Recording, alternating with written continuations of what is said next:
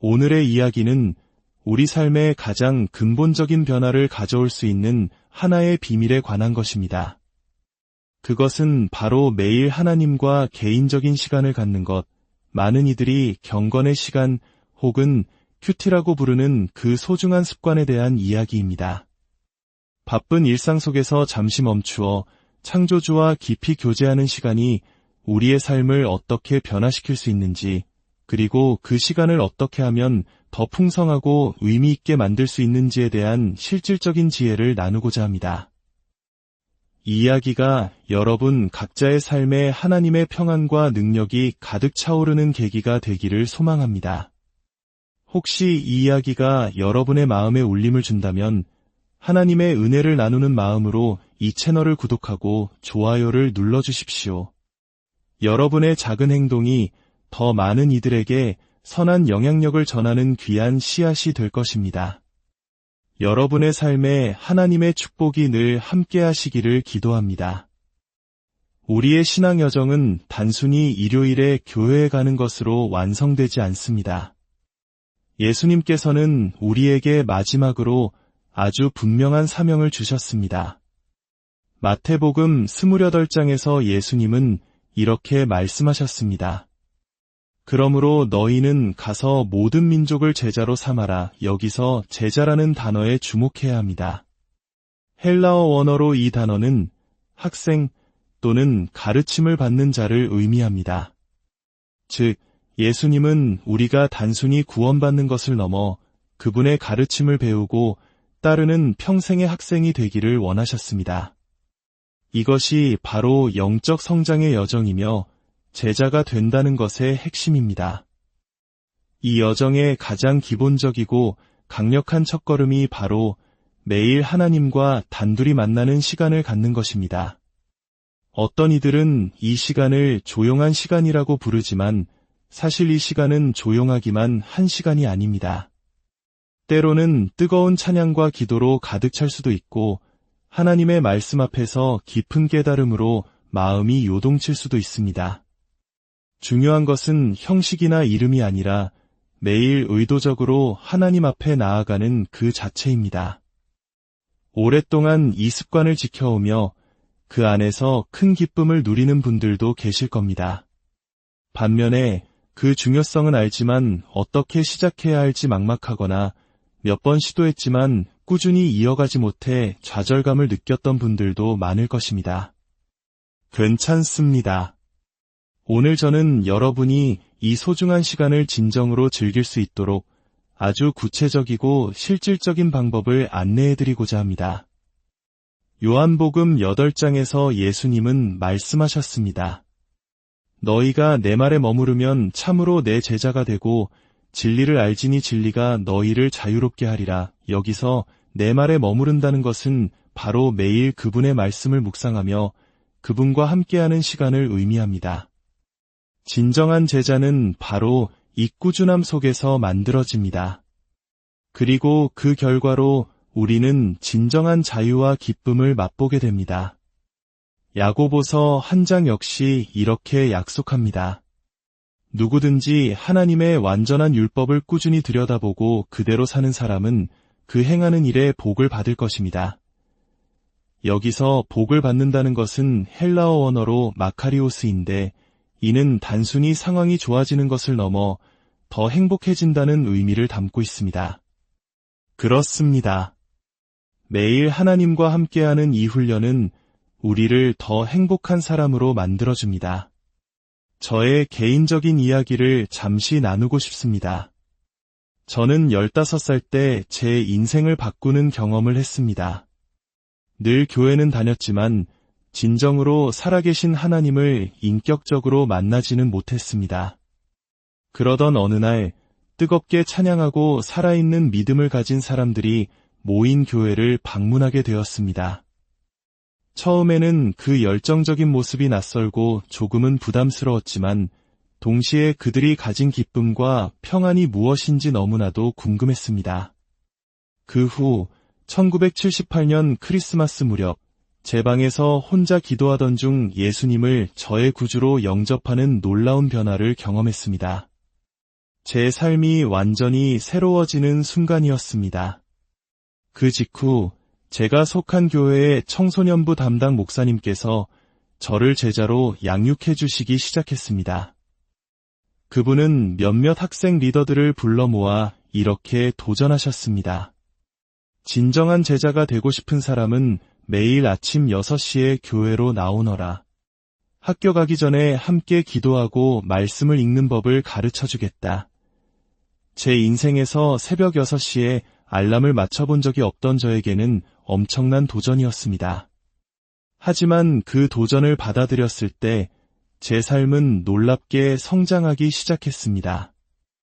누군가가 옆에서 이 과정을 함께 걸어주며 이끌어준다는 것이 얼마나 큰 힘이 되는지를 깨달았습니다.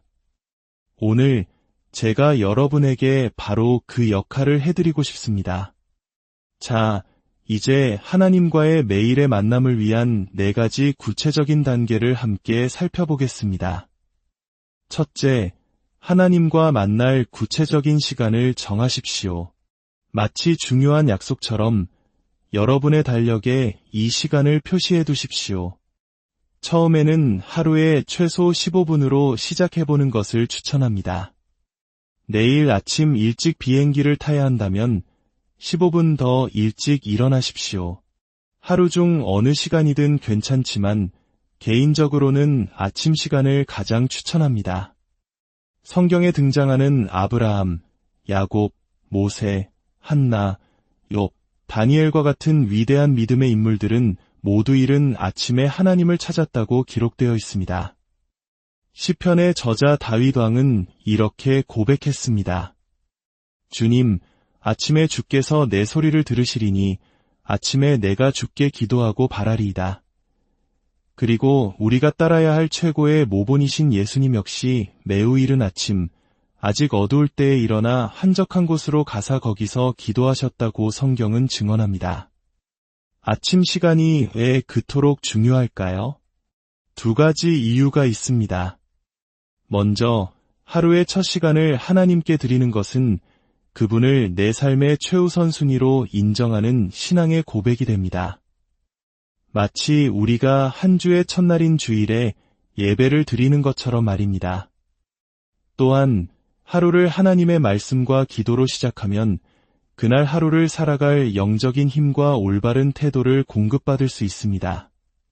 세상의 소음, 뉴스의 부정적인 소식이나 SNS의 분주함이 아닌 하나님의 평안과 지혜로 하루를 시작하는 것입니다. 마치 오케스트라가 연주를 시작하기 전에 악기를 조율하는 것처럼 우리의 마음과 영혼을 하나님의 뜻에 맞게 조율하는 시간입니다. 둘째, 필요한 것들을 갖춘 장소를 준비하십시오. 이것은 아마 제가 이전에 깊이 있게 나누지 않았던 부분일 수 있지만 여러분에게 큰 도움이 될 것이라 확신합니다. 저의 아침 경건의 시간을 예로 들어 설명해 보겠습니다. 여러분도 똑같이 할 필요는 없지만 참고하시면 좋을 것입니다. 저의 아침은 따뜻한 커피 한 잔으로 시작됩니다. 성경을 읽기 전에 향긋한 커피가 저를 부드럽게 깨워줍니다. 그리고 제게는 아주 특별한 성경책이 있습니다. 1982년부터 사용해온 제 손때가 묻고 수많은 메모로 가득한 성경입니다. 저는 이 성경책을 집 밖으로 거의 가지고 나가지 않습니다. 하도 낡아서 3번이나 재본을 다시 했을 정도로 저에게는 보물과도 같습니다. 어느 구절이 성경 어디쯤에 있는지보다 이 성경책의 어느 페이지, 어느 쪽에 있는지를 기억할 정도입니다. 오래전 샌디에고에서 설교할 일이 있어 여행을 떠나던 날이었습니다. 짐을 싸면서 평소처럼 이 성경을 가방에 넣으려는데 마음속에서 이번에는 가져가지 말아라는 강한 음성이 들렸습니다. 잃어버릴까 봐 두려운 마음이 들었기 때문입니다. 그래서 다른 성경을 챙겨 떠났습니다. 샌디에고에 도착해 점심을 먹고 주차된 차로 돌아왔을 때 차 유리가 깨져 있고 제 컴퓨터와 옷가지를 포함한 모든 짐이 도난당한 것을 발견했습니다. 만약 그때 그 성경을 가져왔더라면 제게는 정말 비극이었을 겁니다. 그 이후로 이 성경은 저의 가장 소중한 동반자로서 집안의 기도 공간을 지키고 있습니다. 저는 매일 1년 1독 성경 읽기표에 따라 구약과 신약, 시편과 잠언을 조금씩 읽습니다. 이 꾸준한 말씀 읽기는 제 영혼을 가장 풍요롭게 하는 시간입니다. 말씀을 다 읽고 나면 저는 그 성경책을 가슴에 품고 잠시 기도합니다. 그리고 그 책에 입을 맞추며 하나님의 말씀에 대한 사랑과 감사를 표현합니다. 하나님의 말씀이 내 입에 꿀같이 달다고 한 시편 기자의 고백이 제 고백이 되는 순간입니다. 또한 저는 기도 노트를 사용합니다. 많은 사람들이 기도를 하고 싶어 하지만 무엇을 어떻게 기도해야 할지 막막해합니다. 저 역시 제 가족, 우리 교회의 지도자들, 우리나라의 지도자들, 그리고 제가 섬기는 다른 목사님들의 이름을 적어놓은 개인적인 기도 목록을 가지고 매일 기도합니다. 이렇게 구체적인 기도 목록을 가지고 기도하면 기도가 훨씬 더 깊고 강력해집니다. 경건의 시간에는 잔잔한 찬양을 틀어놓기도 합니다. 가사가 있는 찬양은 예배의 감격을 더해주고 가사가 없는 연주곡은 기도에 깊이 몰입하도록 도와줍니다. 그리고 하나님께서 주시는 생각이나 기도 제목들을 기록할 수 있는 노트나 저널을 곁에 둡니다. 저는 10년 저널이라는 것을 쓰는데 매년 같은 날짜에 있었던 일과 묵상을 기록하며 지난 시간 동안 하나님께서 어떻게 저를 인도하셨는지를 돌아보곤 합니다. 마지막으로 저는 작은 향초를 켭니다. 어떤 분들은 개신교인이 옌초냐고 생각할 수도 있겠지만 저에게는 이 작은 촛불이 하나님과의 만남을 위한 거룩한 공간을 만들고 제 마음을 집중시키는 데 도움을 줍니다. 중요한 것은 이 모든 도구들이 목적이 되어서는 안 된다는 것입니다. 이것들은 우리가 하나님께 더 깊이 나아갈 수 있도록 돕는 수단일 뿐입니다. 오늘 오후에 잠시 시간을 내어 여러분만의 경건의 시간 세트를 준비해보는 것은 어떨까요? 사랑하는 사람과 데이트를 할 때 미리 계획하고 준비하는 것처럼 우리가 사랑하는 하나님과의 만남을 위해 정성껏 준비할 때 그 시간은 더욱 특별해질 것입니다. 셋째, 3가지 핵심 요소에 집중하십시오. 성경에는 이름이 언급된 3명의 중요한 천사가 있습니다. 바로 가브리엘, 미가엘, 그리고 루시퍼입니다. 이들은 각각 우리와 하나님의 관계에서 가장 중요한 3가지 영역을 상징합니다. 첫 번째, 가브리엘은 하나님의 말씀을 전달하는 천사였습니다. 마리아에게 예수님의 잉태 소식을 전했던 것처럼 말입니다. 우리의 경건의 시간 역시 하나님의 말씀을 듣는 것으로 시작해야 합니다. 성경을 읽을 때 지식을 쌓기 위해서가 아니라 하나님께서 오늘 나에게 무엇을 말씀하시는가를 듣기 위한 마음으로 읽으십시오. 그러다 마음에 깊이 와닿는 한 구절, 한 문장을 발견하면 그것을 붙잡고 하루 종일 묵상하는 것입니다. 두 번째, 미가엘은 기도와 영적 전쟁을 담당하는 천사였습니다.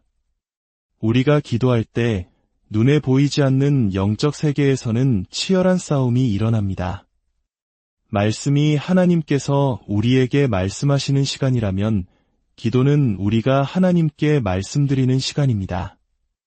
어려운 신학 용어나 유창한 말이 필요 없습니다. 하나님은 우리의 아버지이시기에 우리는 자녀로서 솔직하게 우리의 마음을 쏟아놓을 수 있습니다. 불평, 분노, 슬픔, 기쁨, 모든 감정을 그대로 가지고 나아가십시오. 기도는 하나님과의 진솔한 대화입니다. 세 번째, 루시퍼는 타락하기 전 하늘에서 찬양과 예배를 주관하던 천사였습니다. 찬양은 하나님의 말씀과 우리의 기도에 대한 응답입니다. 하나님의 위대하심과 사랑을 노래하며 그분께 영광을 돌리는 시간입니다. 저는 경건의 시간을 마칠 때 항상 찬양 한 곡을 부르거나 들으며 마무리합니다. 하나님의 말씀을 듣고 하나님께 기도하고 하나님을 찬양하는 이 세 가지 요소가 균형을 이룰 때 우리의 경건의 시간은 더욱 깊어지고 풍성해질 것입니다. 넷째, 방해물들을 극복하십시오. 우리가 하나님과 가까워지려고 결단할 때 사탄은 온갖 방법으로 우리를 방해할 것입니다. 우리가 넘어지기 쉬운 네 가지 장애물과 그것을 극복하는 방법을 알려드리겠습니다. 첫 번째는 훈련의 문제입니다. 제자라는 단어의 어원은 훈련과 같습니다. 신앙생활이 항상 즐겁고 감격스러울 수만은 없습니다. 때로는 감정이 따르지 않아도 피곤하고 힘들어도 하기로 선택했기 때문에 하는 훈련의 과정이 반드시 필요합니다. 감정이 아닌 선택을 따르십시오. 꾸준한 훈련이 결국에는 큰 기쁨으로 바뀌는 것을 경험하게 될 것입니다. 두 번째는 산만함의 문제입니다. 현대 사회는 우리를 가만두지 않습니다. 특히 스마트폰의 수많은 알림은 우리의 집중력을 앗아갑니다. 저는 경건의 시간 동안에는 스마트폰을 멀리 두고 절대 들여다보지 않습니다. 저의 호기심이 하나님과의 대화를 방해하도록 내버려두지 않는 것입니다. 세상의 소음을 차단하고 오직 하나님께만 집중하는 시간을 의도적으로 확보해야 합니다. 세 번째는 영적 메마름의 문제입니다. 때로는 기도해도 아무런 감흥이 없고 말씀을 읽어도 깨달음이 없는 영적 슬럼프를 겪을 수 있습니다. 누구나 겪을 수 있는 자연스러운 과정입니다. 이럴 때일수록 감정으로 신앙을 판단하지 말고 꾸준한 훈련의 자리를 지키는 것이 중요합니다. 동시에 왜 이런 메마름이 찾아왔는지 스스로를 돌아볼 필요가 있습니다. 해결되지 않은 죄의 문제, 너무 바쁜 삶, 혹은 육체적인 피로 때문일 수도 있습니다. 혼자 끙끙 앓지 말고 믿음의 동역자나 리더에게 도움을 청하십시오. 마지막은 꾸준함의 문제입니다. 매일 하나님과 함께하는 것의 아름다움은 바로 그 매일이라는 꾸준함에 있습니다. 한 번에 1시간씩 몰아서 하는 것보다 매일 단 5분이라도 꾸준히 하는 것이 훨씬 더 강력한 힘을 발휘합니다. 이야기를 마무리하며 예수님께서 방문하셨던 베다니의 한 가정을 떠올려 봅니다. 마르다는 예수님을 대접하기 위해 분주하게 일했지만 그녀의 동생 마리아는 예수님의 발치에 앉아 그분의 말씀을 듣는 것을 선택했습니다. 마르다가 불평했을 때 예수님은 이렇게 말씀하셨습니다. 마르다야, 마르다야, 내가 많은 일로 염려하고 근심하나 꼭 필요한 것은 한 가지뿐이다. 마리아는 이 좋은 편을 택하였으니 빼앗기지 아니하리라. 우리 삶에는 마르다처럼 해야 할 좋은 일, 중요한 일들이 너무나도 많습니다. 사탄은 우리를 나쁜 것으로 넘어뜨리지 못할 때 덜 중요한 좋은 것들로 우리를 분주하게 만들어 가장 중요한 최고의 것을 놓치게 만듭니다. 우리 삶에 꼭 필요한 단 한 가지, 최고의 것은 바로 매일 예수님의 발치에 앉아 그분의 말씀을 듣는 시간입니다. 오늘 여러분의 삶을 다시 한번 점검해 보십시오. 너무 많은 좋은 것들 때문에 최고의 것을 놓치고 있지는 않습니까? 이 시간이 여러분의 삶에 새로운 결단과 회복이 일어나는 리셋의 순간이 되기를 간절히 기도합니다. 매일 하나님과 함께하는 그 최고의 선택을 통해 여러분의 삶이 이전과는 비교할 수 없는 기쁨과 평안, 그리고 능력으로 가득 채워지기를 주님의 이름으로 축복합니다. 이제 잠시 함께 기도하겠습니다. 하나님 아버지, 오늘 우리에게 주신 말씀을 감사합니다. 우리가 너무나 많은 일들로 분주하고 염려하며 살아왔음을 고백합니다. 이제는 우리 삶의 최우선 순위를 바로 세우기 원합니다. 매일 주님의 발치에 앉아 말씀을 듣고 기도하며 주님을 찬양하는 그 최고의 것을 선택하는 지혜와 용기를 주옵소서. 이 결단이 작심삼일로 끝나지 않도록 성령님께서 날마다 힘을 주시고 이 거룩한 습관을 통해 우리의 삶이 변화되고 가정이 회복되며 우리가 속한 모든 곳에 하나님의 나라가 임하는 놀라운 역사를 보게 하옵소서. 우리를 사랑하시는 예수님의 이름으로 기도합니다.